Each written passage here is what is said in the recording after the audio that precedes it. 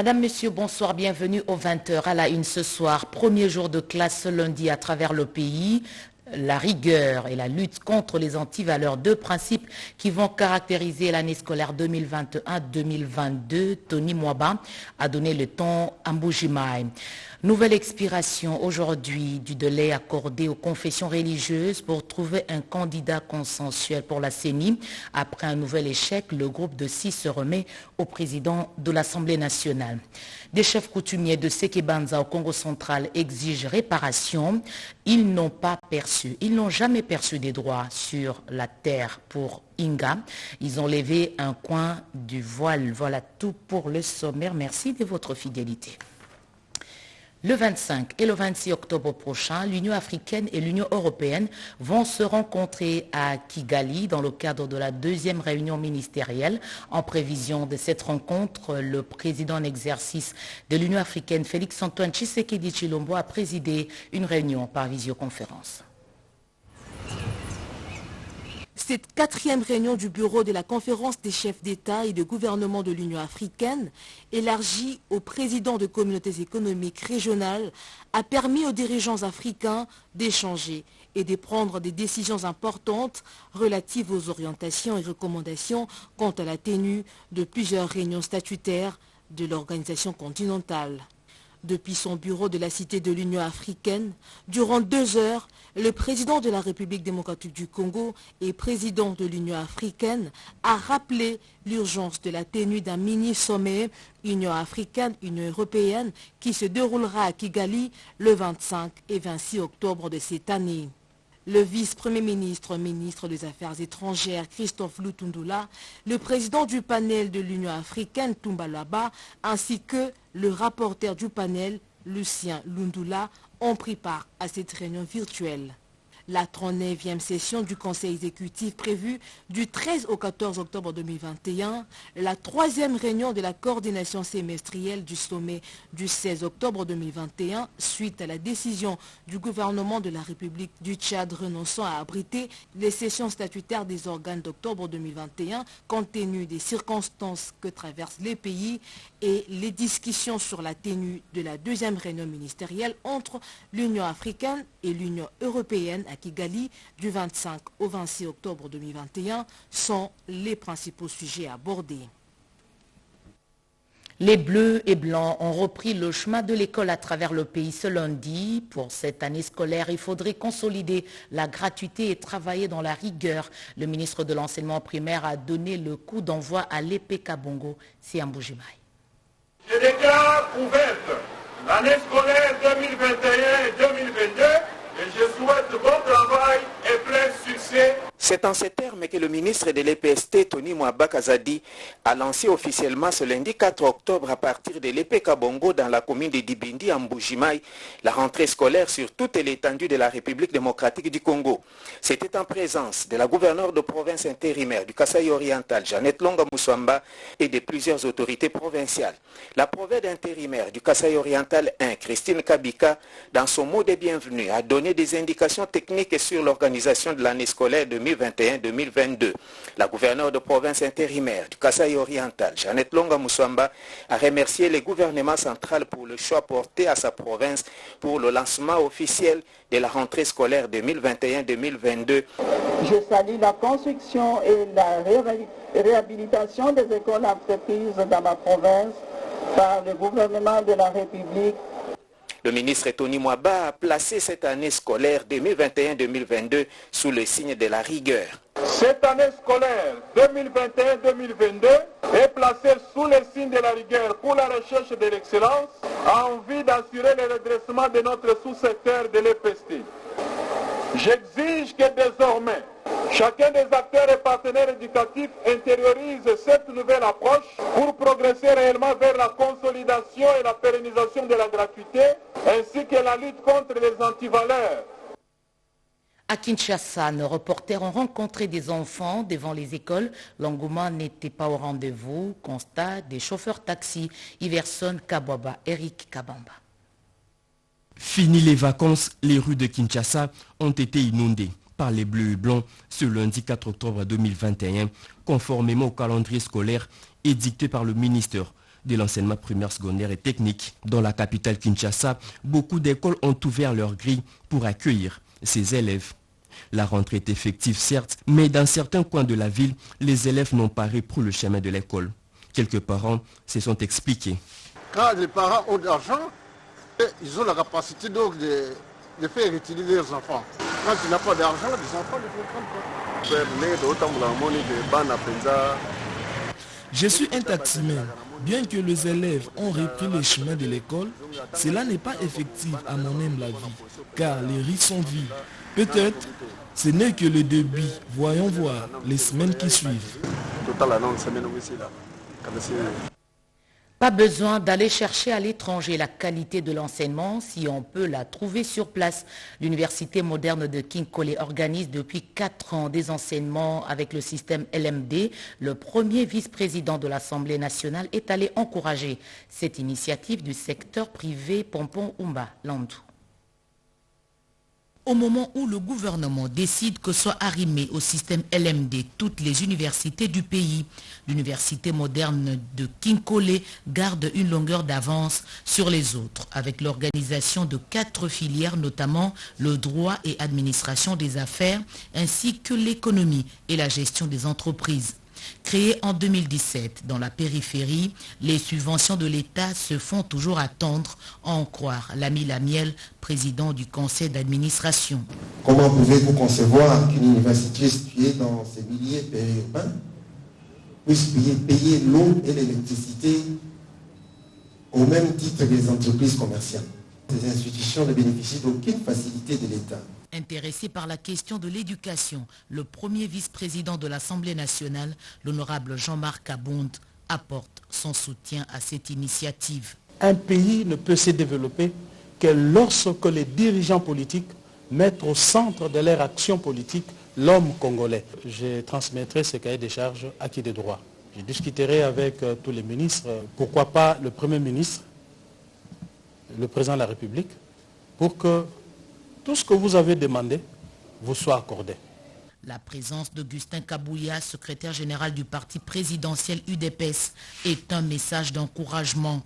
Situé à 40 km du centre-ville, l'UMK compte 256 étudiants pour 16 locaux. Nouvel échec de consensus entre les représentants des confessions religieuses, les catholiques et les protestants ne nous ont pas présenté un candidat à lâcher depuis le siège de la CIME, le pasteur de Dokamba. Le bloc de 6 se remet à nouveau au président de l'Assemblée nationale, Luxon Kabala. Reportage. Les membres de la commission d'intégrité et médiation électorale CIME se sont retrouvés en face de lumière de la presse pour faire la lumière sur cette question si importante pour la nation congolaise. Le récit avec l'évêque général de Dokamba. Ce qui nous a été demandé par le président de l'Assemblée nationale pour pouvoir harmoniser. Ils vont nous dire clairement qu'ils n'ont pas d'autres candidats. Ils n'ont aucune proposition à nous faire dans ce sens. Et ils nous demandaient tout simplement de prendre du recul. Vous comprendrez que par là, nous comprenons malheureusement qu'ils veulent souscrire dans la ligne d'une frange politique qui disait qu'il ne faudrait pas désigner. Et c'est leur choix. Et nous leur concédons cela tout en leur respectant. On n'a pas évolué jusqu'à ce que nous nous sommes séparés. Mais on a tiré de conclusions. Et là, nous en appelons à la communauté nationale et internationale de pouvoir nous être témoins que nous avons fait notre travail. On ne voudra pas que demain, lors d'un quelconque glissement, qu'on nous endosse la responsabilité.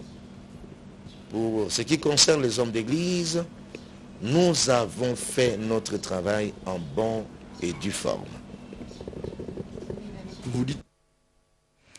Le dialogue politique Union européenne-RDC rideau sur ces travaux. Ces travaux ont porté essentiellement sur la gouvernance politique, économique et sécuritaire. Les deux parties ont convenu d'un échange régulier pour cimenter les relations. Doris Mozotamboui.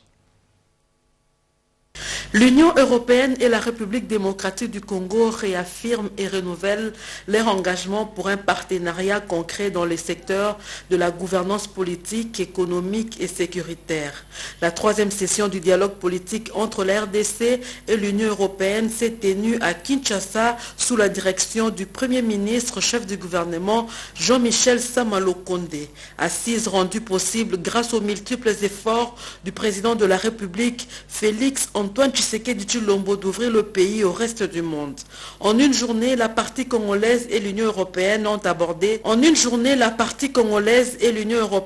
d'abord évalué les engagements individuels et conjoints pris dans la dimension gouvernance politique, économique, sécuritaire, environnement et gestion durable des ressources naturelles. Au terme des échanges, un communiqué conjoint a sanctionné la fin de travaux. Le gouvernement congolais apprécie à leur juste valeur les actions entreprises conjointement entre l'Union européenne et bilatérales de ses États membres. Pour sa part, l'Union européenne réaffirme son attachement à l'intégrité territoriale et à la souveraineté de la République démocratique du Congo. Elle salue également l'engagement politique des autorités congolaises en matière de réforme des secteurs de sécurité et encourage la poursuite de leur mise en place. Le parti souligne que la relance de l'économie nationale doit reposer sur une meilleure gestion des finances publiques. S'agissant du nouvel instrument de voisinage de coopération au développement et de coopération internationale de l'Union européenne, les deux parties s'accordent sur la nécessité d'un échange régulier d'informations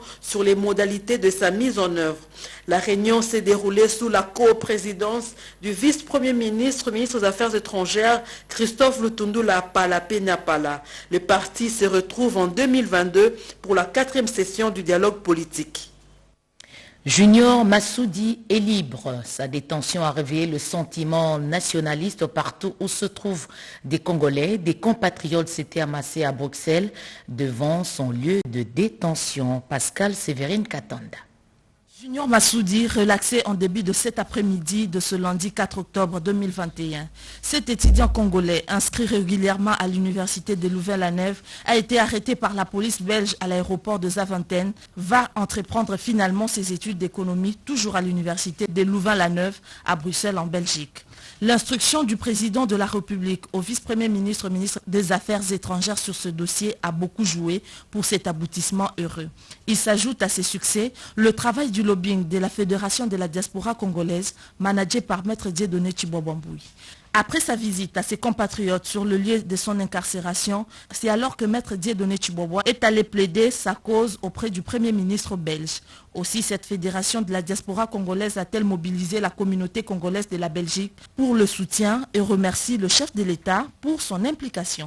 Et voilà, c'est la victoire. C'est grâce à la pression de tout le monde, on a les résultats. Félicitations à tous ceux qui sont mobilisés. Un Congolais est concerné. Je ne devais pas le laisser. Il fallait que je fasse des mobilisations. C'est à ce titre-là que je l'ai fait. En tout cas, nous remercions le chef de l'État et tout ce gouvernement. En tout cas, nous les félicitons et nous souhaitons et continuer à soutenir les Congolais. Et tout le monde, nous les remercions pour ce combat. Outre son combat sur l'irrévocabilité de la nationalité congolaise, le président de la Fédération de la diaspora congolaise appelle à plus d'un de Congolais à se mobiliser pour lutter contre ce type d'injustice vécue au quotidien. En 2050, plus de 2 milliards d'Africains vont quitter les milieux ruraux pour venir s'installer en ville et le gouvernement congolais dispose déjà d'un plan d'amélioration des parcs des logements. Pius Mwabilo, ministre d'État de l'Urbanisme, l'a indiqué aujourd'hui à l'occasion de la célébration de la Journée internationale de l'habitat. On l'écoute. La République démocratique du Congo a enregistré ces 5 dernières années l'une des plus fortes croissances urbaines du continent. Le nombre de citadins augmente chaque année, poussant certaines villes à s'étendre anarchiquement au-delà de leur périmètre. Selon l'ONU Habitat, 400 millions d'Africains vivent en milieu urbain, soit 40% de la population, contre 3% il y a 50 ans. Et ils seront 1,2 milliard en 2050, soit 60% de la population. Cet état des choses nous a amenés à planifier des actions concrètes et efficaces en vue d'améliorer notre parc de logements abordables, pour un développement harmonieux et intégré des secteurs de production, de transformation et de services. L'habitat est au cœur de la politique de l'urbanisme prônée par le chef de l'État. Il est la clé centrale de l'aménagement urbain. Plus nous construirons des logements abordables en grande quantité, plus nous créerons des centralités, noyaux de croissance urbaine contrôlés et d'épanouissement de notre population. Puisqu'on parle des logements, beaucoup ont construit sur des zones non édificantes, déplorent des architectes congolais. Ils ont communiqué quelques chiffres. 70% des constructions anarchiques pour la ville de Kinshasa et la végétation a beaucoup reculé pour se situer autour de 19%. Des statistiques publiées par l'Ordre national des architectes au cours d'une matinée de réflexion organisée en marge justement de la célébration de la journée de l'urbanisme mais aussi de l'architecture. Nous y reviendrons avec force détail dans nos prochaines éditions. Un projet de résilience pour le Nord Kivu, maintenant qu'il est possible de se rendre au champ dans des zones pacifiées par l'armée, le gouvernement envisage de construire des entrepôts. Le ministre de l'Agriculture est arrivé à Goma, au Nord Kivu. Marthe Mangazakalala. Procéder au lancement des travaux de construction d'entrepôts dans le cadre du projet Passa Nord Kivu, c'est le but de ce jour de travail effectué par le ministre de l'Agriculture, Désiré Nzingabiri Anzé à Goma, chef-lieu de la province. Il a été accueilli à son arrivée par le coordonnateur ad intérim du Passa Nord Kivu et l'inspecteur provincial de l'Agriculture. Grâce à son Excellence, Monsieur le Président de la République, Félix Antoine Tshisekedi Tshilombo, qui veut que nous communions avec la population. Et puis, c'est l'écoute du chef du gouvernement, M. Samalou Kondé. Il y a les activités de Passa Nord Kivu, je venais de dire ça aux autres. C'est un projet du ministère de l'Agriculture avec les bailleurs de fonds. Ça va nous donner des moyens de rentrer dans le champ. Et puis, avec la réparation de certaines routes de cette agricole, nous en avons besoin. Donc, il fallait quand même que les ministres viennent pour que cela se fasse de vive voix. Bon, nous avons fait un projet de résilience pour cette population-là. Mais vous savez, l'État a beaucoup d'obligations et que nous y sommes. Ils auront ce qu'ils veulent avoir. Quand je dis je viens pour Passa Nord Kivu, ce n'est pas pour une maison, ce n'est pas pour une famille, c'est pour tout le monde, y compris Nyiragongo. Son séjour dans cette province agricole va lui permettre de se rendre dans tous les territoires où Passa est implanté, notamment à Rutshuru et à Beni. Objectif, aider la population à reprendre avec les activités champêtres. Il est possible de relier le sud-Ubangi à la Mongala par la route nationale numéro 6. En attendant les travaux d'Hercule, des engins sur place ont pu stabiliser la route en terre. Nicole Seseploka. Palper du doigt les réalités de la route nationale numéro 6, Lissala Akula, réunir les informations sur le travail à réaliser et relever les problèmes d'ordre technique, c'est bien la mission de l'équipe cadre des 4 projets Africa sur cette route en cours de réhabilitation grâce à ces projets qui est venu secourir la province de la Mongala avec le système IMO Abinga en attendant la mobilisation des engins appropriés pour le finissage des travaux.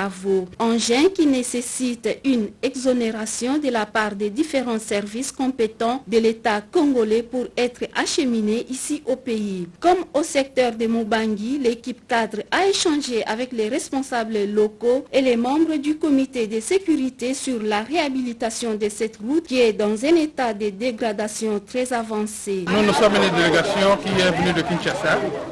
Nous sommes venus jusqu'à Kula pour se rendre compte de ce qui se fait sur le terrain. Évidemment, notre présence ici est que nous puissions donner un coup de pouce, palper la réalité et puis amener des grandes lignes de décision et des recommandations qui ont été faites au niveau de Kinshasa pour que les grands travaux commencent.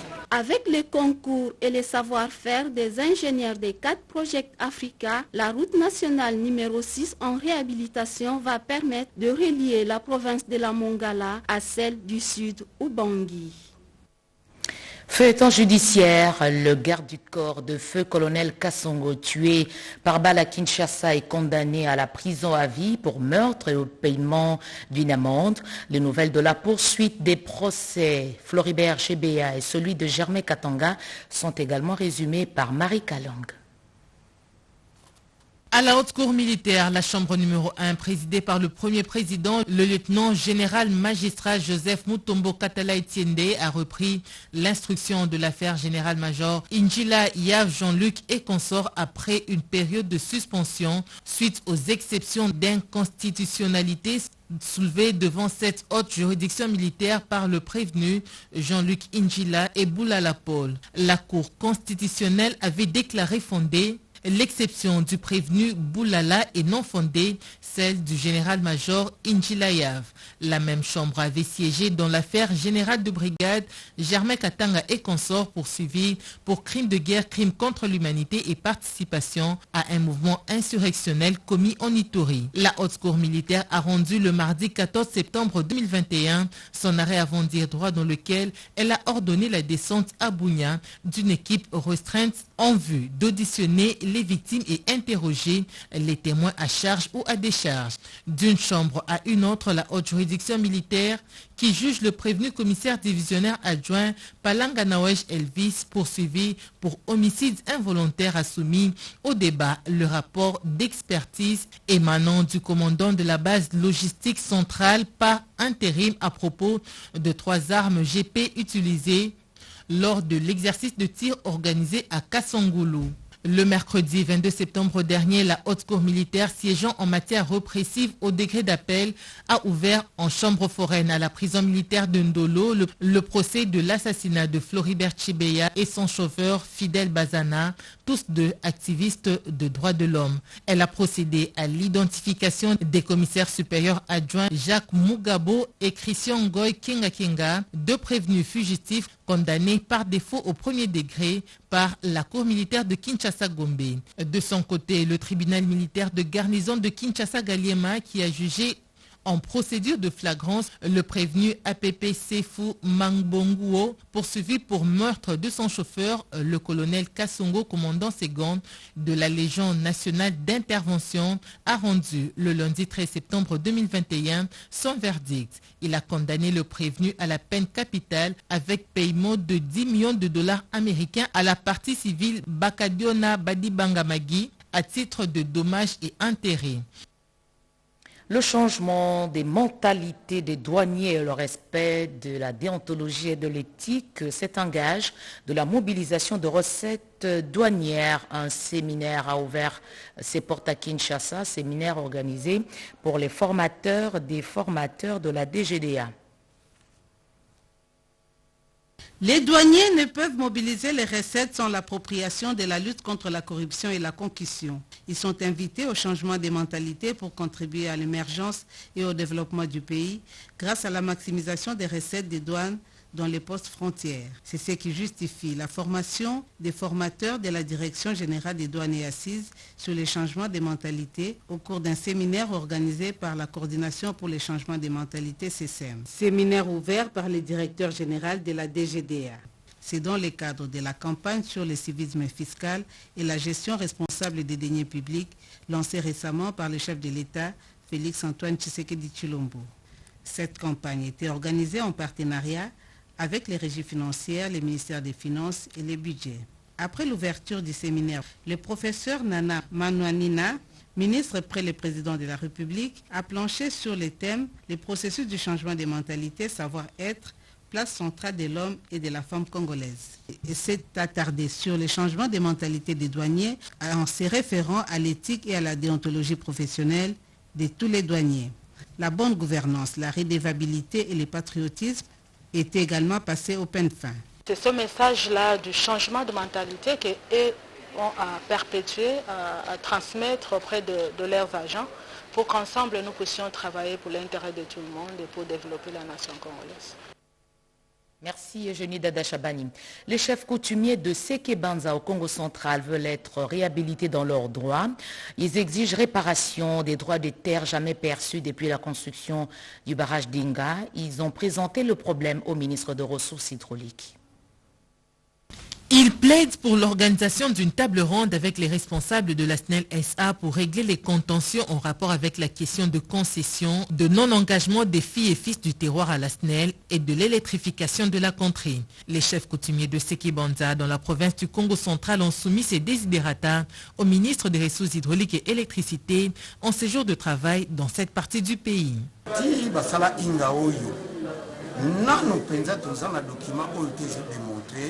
Nous sommes contents de voir le nouveau ministre accompagné du DG de la SNEL chez nous.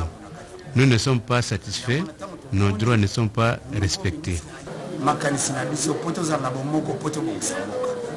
Juste après la rencontre avec les chefs coutumiers, le ministre Olivier Mwenze-Moukaleng a présidé la séance de travail avec le comité local de gestion de la SNEL SA. Les revendications des chefs coutumiers, l'une des questions à l'ordre du jour. Le numéro 1 des ressources hydrauliques et électricité a également visité les sites à caractère social et éducatif de la contrée Inga. Il s'agit de l'école maternelle d'Inga et le centre hospitalier de référence d'Inga où il a procédé au paiement des frais d'hospitalisation des malades en difficulté. La signature du livre d'or a clôturé cette tournée. Le ministre des Ressources hydrauliques et électricité et le vice-ministre du plan Christian Badou ont remercié la population de Inga pour l'accueil leur réservé. Voilà, nous aussi, nous vous remercions pour l'attention soutenue. Ce journal est terminé. Madame, Monsieur, merci de votre fidélité. Je rappelle les principales informations. La rentrée scolaire, c'était